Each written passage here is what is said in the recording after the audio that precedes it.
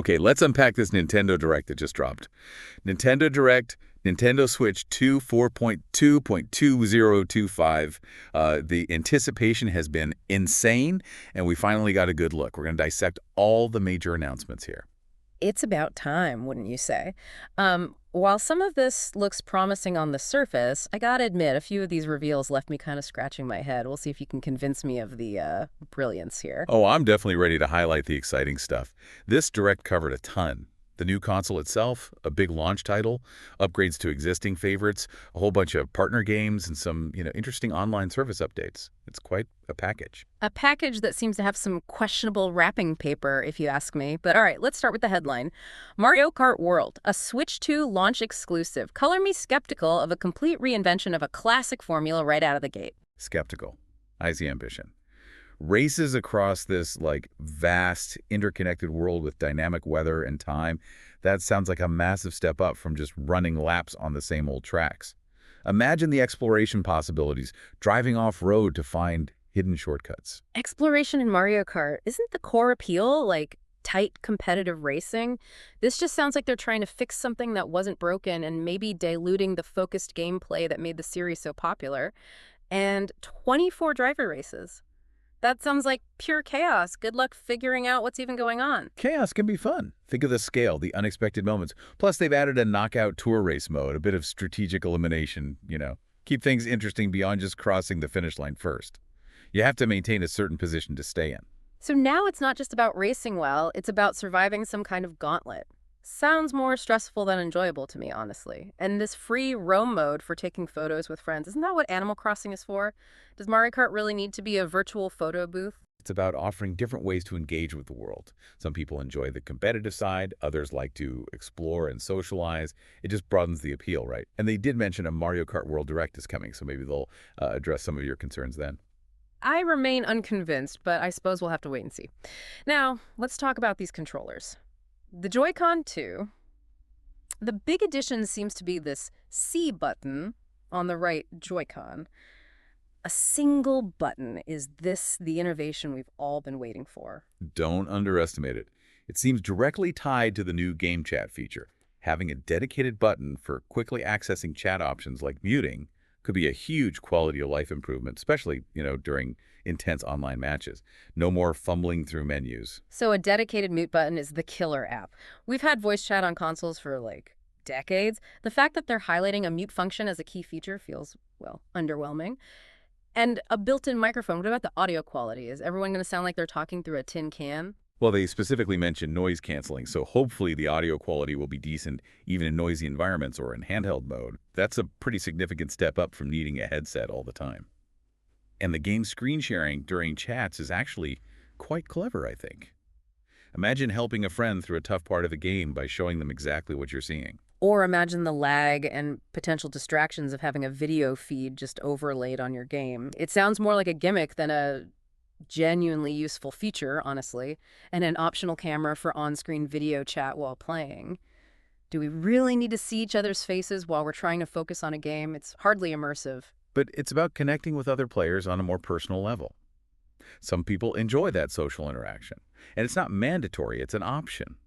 What's the harm in having more ways to connect? The potential for distractions and the feeling that they're just tacking on features rather than focusing on core gameplay improvements, that's what bothers me. But all right, let's move on to game share. Local multiplayer across multiple Switch 2 systems and maybe the original Switch with only one game purchase for compatible titles. That actually sounds potentially interesting. There's innovation here. For families or groups of friends who play together locally, this could save a lot of money. You buy one copy and up to 3 other systems can join in temporarily. Temporarily being the key word, yeah. What are the limitations? How long does the share last? What happens if someone disconnects? The devil's always in the details with stuff like this. And the fact that it supports online play with game chat is a little confusing. So you can share a game locally and then play it online with the person you shared it with, even if they don't technically own it permanently. It raises a lot of questions about how this will be implemented and, potentially abused. Well, they announced that Clubhouse games, 51 worldwide classics on the original Switch, will get a free update to support this, which is a smart way to showcase the feature, right? And they're planning it for select Switch 2 exclusives too. That could be a real incentive for local multiplayer. It hinges entirely on which games support it and the limits of that temporary share. If it's too restrictive, it won't be nearly as appealing as it sounds. Now, let's get to the hardware itself. A larger 7.9-inch screen compared to the original Switch. Finally, something substantial. And it's not just bigger, it's a 1080p screen with support for up to 120 frames per second and HDR. That's a huge visual upgrade, especially in handheld mode. Think about how much sharper and more vibrant your games are going to look. Assuming developers actually target those higher frame rates and resolutions, we've seen plenty of games struggle to even hit a stable 30ps on the current Switch and HDR on a, relatively small screen. The impact might be minimal. But the potential is there. And the magnetic attachment for the Joy-Con 2 controllers sounds much more secure than the sometimes wobbly connection on the original. Plus, larger SLSR buttons and analog sticks should be a welcome change for comfort. Comfort is good, I'll give you that. But this dual functionality of each Joy-Con 2 as a mouse, that sounds incredibly awkward for most traditional games. Are we suddenly going to be waving our Joy-Cons around like Wii remotes again? Ugh. Think of the possibilities for different genres, though. Strategy games, puzzle games, even some creative tools could really benefit from more precise, mouse-like controls. It adds versatility. Or it just makes already decent control schemes clunky and imprecise. We'll have to see how developers actually use this.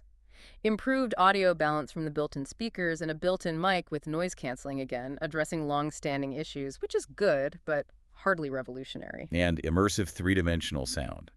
That could really enhance the atmosphere in many games, even without headphones. Another buzzword that, well, remains to be heard, doesn't it?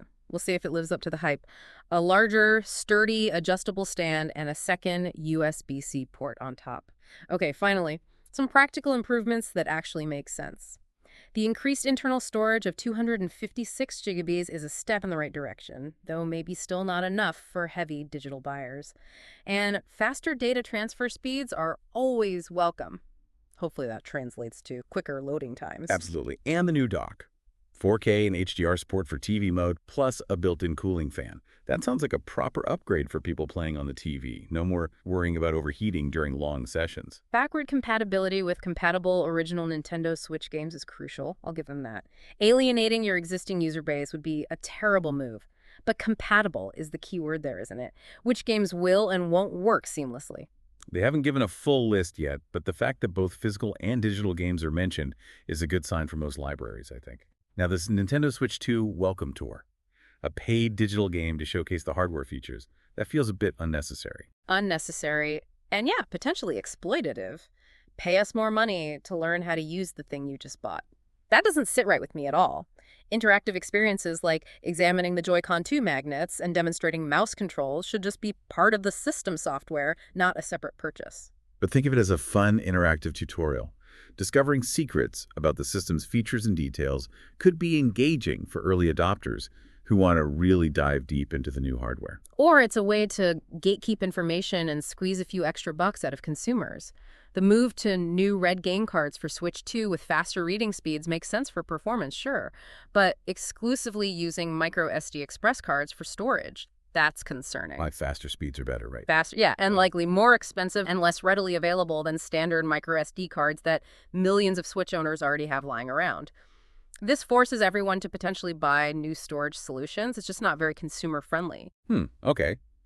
But the Nintendo account system transfer for save data and digital games should at least make upgrading relatively smooth for existing users, hopefully. Assuming it works flawlessly. Data transfers can often be buggy and frustrating, and for those who prefer a more traditional controller, the new Pro controller with a C button, assignable rear buttons, and an audio jack sounds like a solid, albeit predictable, option. Yeah, it addresses some of the new features in a familiar form factor. Now, the big date, June 5th. The Nintendo Switch 2 is launching relatively soon. A summer launch. We'll see if they can meet that deadline without any hiccups. And the 3 tiers of playable games, native Switch 2 games, compatible originals, and these Nintendo Switch 2 edition upgrades sounds potentially confusing for consumers, don't you think? I think it's about clearly labeling what you're getting. Switch 2 games take full advantage of the new hardware, compatible games play as they always did, and Switch 2 editions are enhanced versions. Let's talk about some of those upgrades. Super Mario Party Jamboree with mouse controls, audio recognition, camera gameplay. That sounds wild. Wild and potentially tacked on, yeah. Mario Party thrives on simple, accessible controls. Adding mouse controls and requiring a separate camera accessory feels like overcomplicating things unnecessarily. And a voice and motion-controlled Bowser Live mode. That just sounds like a recipe for embarrassing living room moments. But the mouse-controlled Carnival coaster sounds fun. And the fact that existing Jamboree owners can get an upgrade pack is a good move, at least. Assuming the upgrade is reasonably priced, sure. Now, Breath of the Wild and Tears of the Kingdom with enhanced resolution, frame rates, and HDR. Okay, that's welcome, but hardly a surprise. The Zelda Notes feature using the Nintendo Switch app to share guides and creations via QR codes. That's actually a neat idea, I'll give you that one. See, they're adding value beyond just graphical improvements. Kirby and the Forgotten Land getting an additional story exclusive to the Switch 2 edition is also a nice bonus for fans, right? If they're willing to repurchase a game they might already own or pay for an upgrade. And Metroid Prime 4 Beyond getting both Switch and Switch 2 editions with optional mouse controls on Switch 2 and different performance modes, that's at least offering choices, though it does raise the question of how different the base Switch version will actually be. And Pokemon Legends. ZA also getting enhanced on Switch 2. It shows they're serious about pushing the visuals on the new hardware. For games you'll likely have to buy again, or at least upgrade.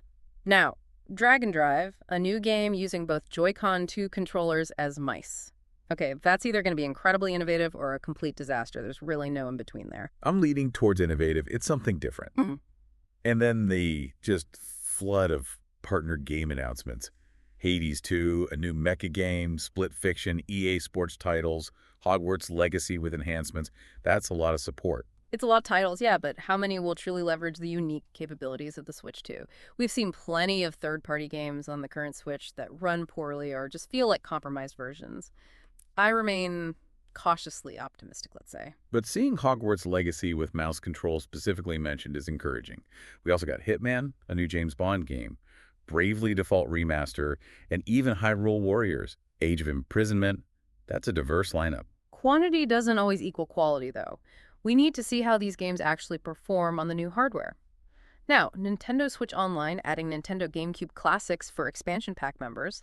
That's a smart move, actually, a good way to add value to the subscription. The Wind Waker, Soul Calibur 2, F-Zero GX with improved visuals and online multiplayer where applicable. It's a fantastic start. And a dedicated wireless GameCube controller with a C button for game chat. That's a brilliant touch for retro fans. It's catering to nostalgia, which isn't necessarily a bad thing, but it doesn't really address the core issues some people have with the online service itself. Still, the GameCube library is definitely a welcome addition. And more partner games like Borderlands 4 coming in 2025, Civilization 7 with a mouse control upgrade, WWE 2K, NBA 2K, Enter the Dungeon 2 with a new 3D look, and even Cyberpunk 2077 Ultimate Edition. That's a strong showing of third-party support, I think. Again, performance will be the key factor here. Cyberpunk on the current Switch was, well, it was an experience. Let's hope the Switch 2 can actually handle these more demanding titles properly. And a new game by From Software teased, well, that's sure to generate hype, even with basically zero details. Absolutely. And a brand new Kirby Air Ride game directed by Sakurai himself. That's a surprise many weren't expecting, surely. A niche title getting a revival. Interesting choice. And finally, Donkey Kong Bonanza, a new 3D platformer with destructible environments.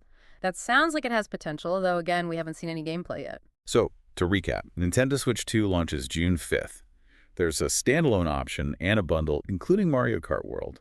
That was a lot to process. A lot of promises, yeah. We'll have to see how many of them are actually delivered and how well these new features and games are implemented. I'm still on the fence about whether this is the revolutionary upgrade some people are hoping for. Well, I'm definitely excited about the potential. What stood out to you the most, even with your reservations? Was there anything that genuinely piqued your interest? The Zelda Notes feature was a genuinely interesting addition, I thought. And the GameCube library is a smart way to enhance the online service. But I remain concerned about the reliance on new peripherals like the SD Express and the potential for some of these new control schemes, like the mouse stuff, to just feel forced. That's fair. And it makes me wonder, with the introduction of mouse controls and these enhanced online features, what new genres or types of games do you think will truly thrive on the Switch 2? Could we see more, like, proper PC ports or maybe a deeper dive into strategy games? It's possible, but developers need to be willing to invest the time and effort to properly adapt their games for these new inputs. You can't just slap mouse controls onto an existing console game and expect it to work perfectly. It rarely does. Well, there you have it.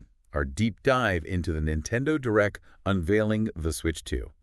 Thanks for joining us. Even with the healthy dose of skepticism, we encourage you, the listener, to check out the official Nintendo site for all the details. Until next time, keep exploring what's next in gaming.